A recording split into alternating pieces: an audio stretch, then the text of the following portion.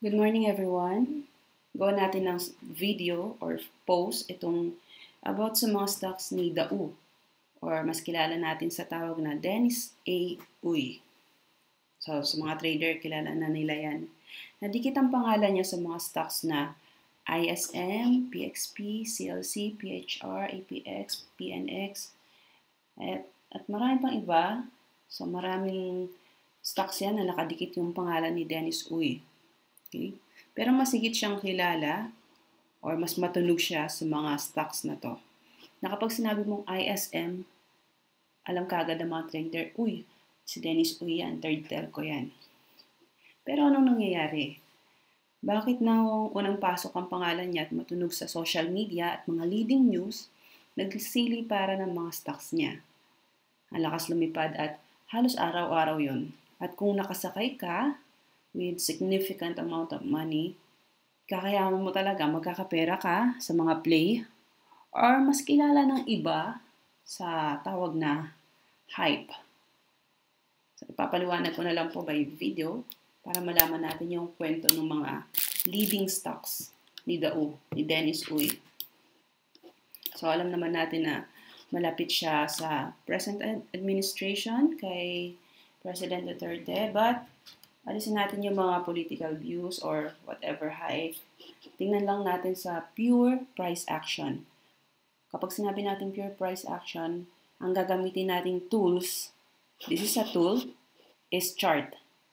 So, kung eto libre lang to, kung gusto niyo gumamit ng chart, you can go to Traders Empire. This is under the PSE tools with Kaiser. So, nilagay niyo po to ng libre. Siya lang nag-alok sa akin na free para makagamit ako sa sarili kong website. And this is all free. Okay, Dennis Uy. So, ano nangyari? So, sa PX, unahin natin PXP kasi ito yung mainit kanina na gap down.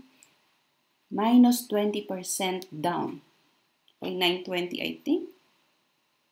920. Ang lowest price kanina nito. So, bago mag-break time, naging 1038 siya. Ang gap down niya is, bilangin natin na, from the closing. Ang gap down niya from kanina is 23% down, di ba? So, ngayon, ano na lang siya? Minus 15% ang gap down niya. As of this moment na break time na sa PSE, 12 o'clock. So, kung makikita naman natin na matagal nang nasa downtrend si PXP. Ayan. Kung hindi downtrend yung tawag niyo dito, hindi ko na alam kung anong sasabihin kong technicals pa. In a view, sa paningin ng pure price action o technical chart by using tools, this tool. So, sa PXP, pumasok si Dennis Uy or yung tinatawag na Denison Holdings, somewhere September, October, right? So, last year yun. Let's see. So, in here, dito yon. September, October, I think. September, October. So, nung pumasok si Dennis Uy, sige sabihin na natin September. Kasi alam ko October yun eh.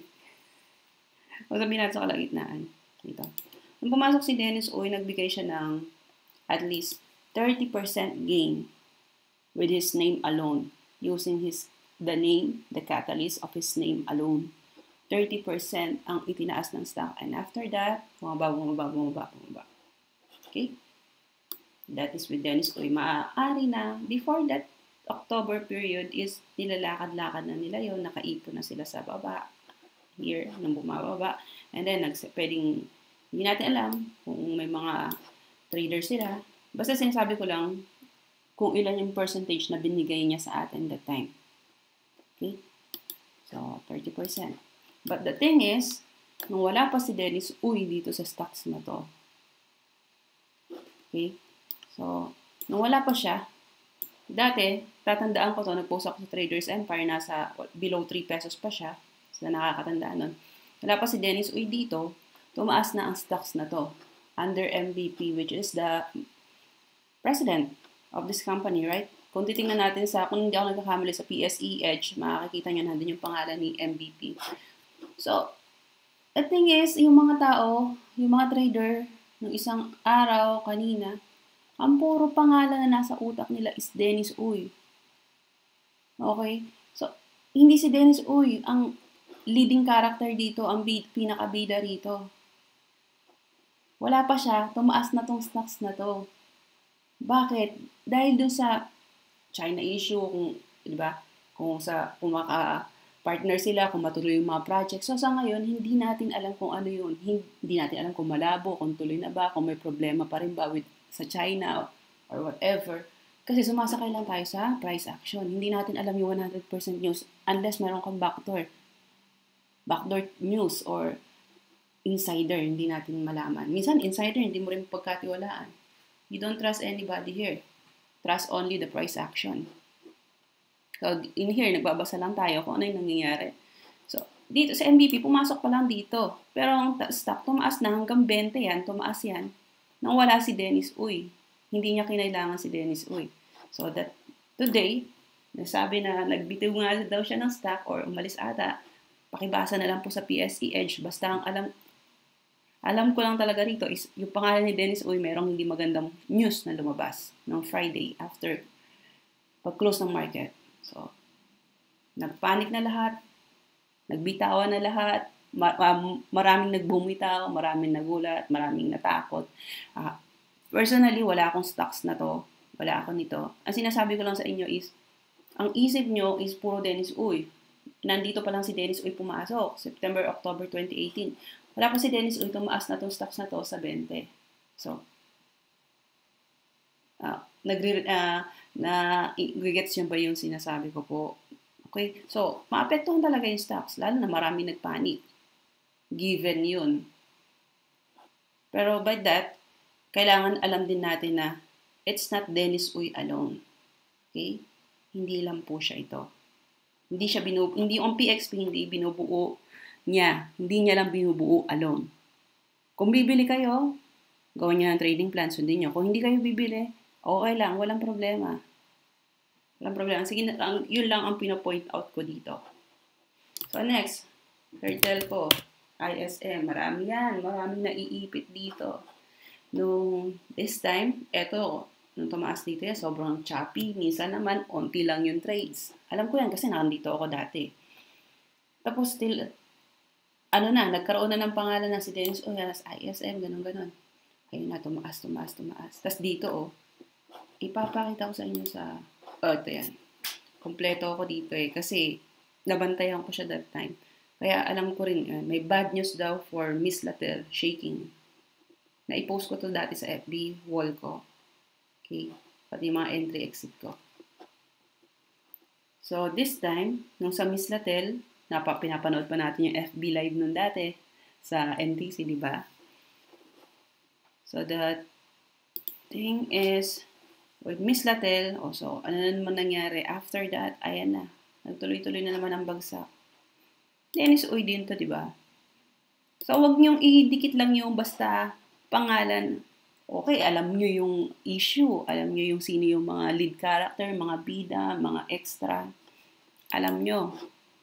Pero the thing is, hindi yun ang pagbabatayan nyo. Ang pagbatayan nyo kung ano nangyayari sa presyo.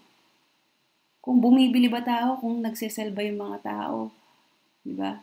Hindi kung sino-sino ang pangalan, 42 points down. And currently, ang support niya is nasa MA 200. Kaya ang support niya, ay nabasag na yung 9, 20, 50, 100. Wala nang gamit yung mga yan. Next support mo is here. MA 200. Okay? Support yun, guide. So, alam nyo na naman dito, ang second learnings nyo is hindi tayo humahawak ng solid na solid porket narinig nyo yung isang pangalan na, hindi, mag 100, mag 1,000 yan. Hindi ganun. Hindi tayo ganun na trader na nagre-rely sa pangalan alone. Nagre-rely tayo sa nangyayari. Nagre-response tayo sa nangyayari, sa price action. Hindi sa kung anong pangalan man yan. Okay?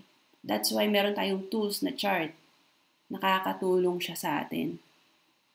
Tools siya, tools. Hindi yung sinasabi na ito yung na holy grail niya. Hindi. tools. Yan, inuulit-ulit ko po sa inyo. Ang susunod is CLC or C. C na lang to ngayon, diba? Letter C na lang. So, yun din ang nangyari. Long downtrend to. Halos patayin niyo yung mga may hawak nito. From IPO, sige lang ang bagsak, sige lang ang bagsak. Tapos nagkaroon. Nung sa third telco, kasama to, dikitan sila. Ang ISM CLC, sige, laro. Pagkatapos na naman, napurnada, ibig sabihin napurnada, nagwe-waiting ba?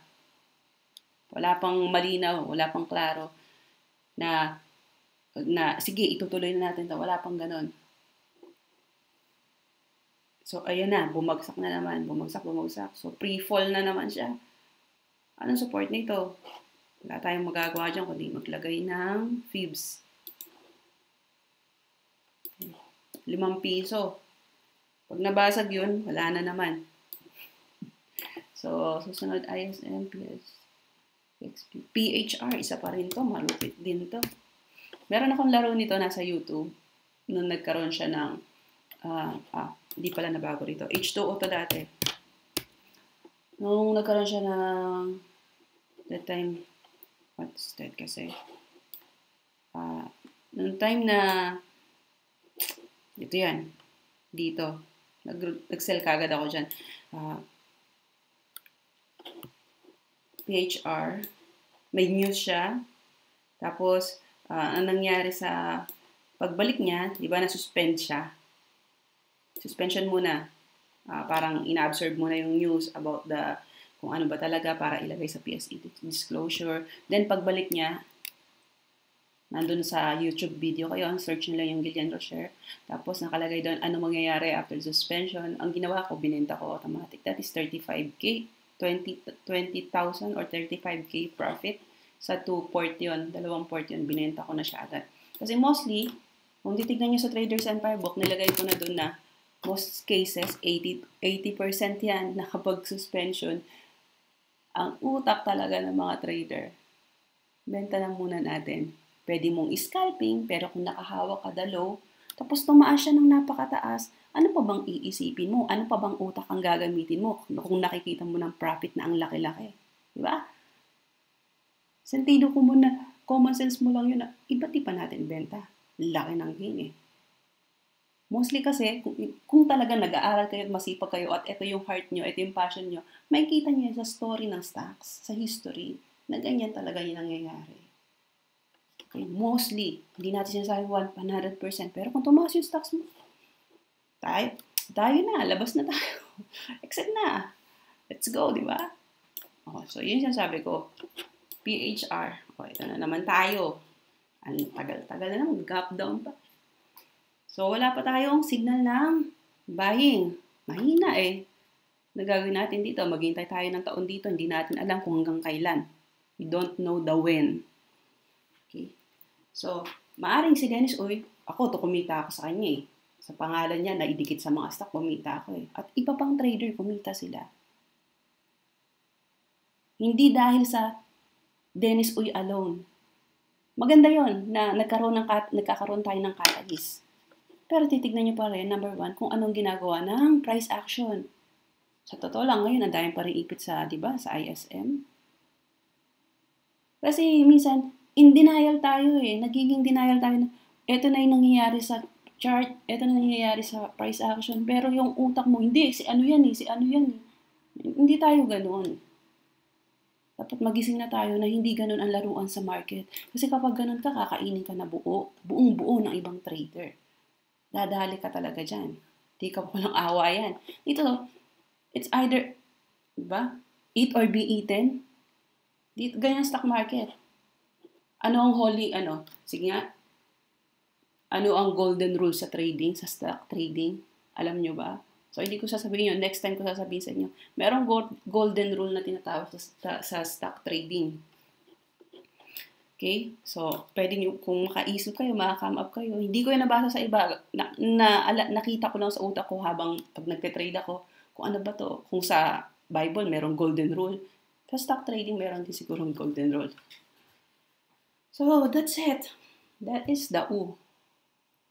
Okay? So, as a trader, kung gusto niyo maging trader, magre-review kayo ng mga nagiging history ng stocks. Kasi sa trading is passion, bawal ang tamad. Bakit bawal ang tamad? Kasi pera mo ang nasa likod ng pagte-trade. Okay? Unless gusto mo na lang mag-virtual trade. Ang mangyari sa virtual trade, kailangan execute mo ng totoo dahil sa totoong execution, merong kasamang emotion na unang-unang pumapatay sa mga trader. Kinakain sila ng emotion at yung emotion ang nagtitrade, hindi yung intellectual at hindi yung trading plan. So that's it, hindi ko na pahabain. Actually, meron pang mga tulog na kasama ko ngayon. That's why medyo mahina yung boses ko. Sana naintindihan nyo. Pasensya na. At huwag din masyado mahaba. So, okay. So, next time, kapag bibili kayo, trading plan ang sundin nyo at kung ano mga price action at kung may alam kayong mga catalyst na iba, support lang yon. Okay? Mga pang-support lang yon. Susundin nyo pa rin kung ano yung plano nyo. So, God bless us all. Happy April 1. Today's Fool's Day, di ba? Kanina maaga ako nagising. Nagbago na pala yung time namin. And have a good trading week. God bless us all.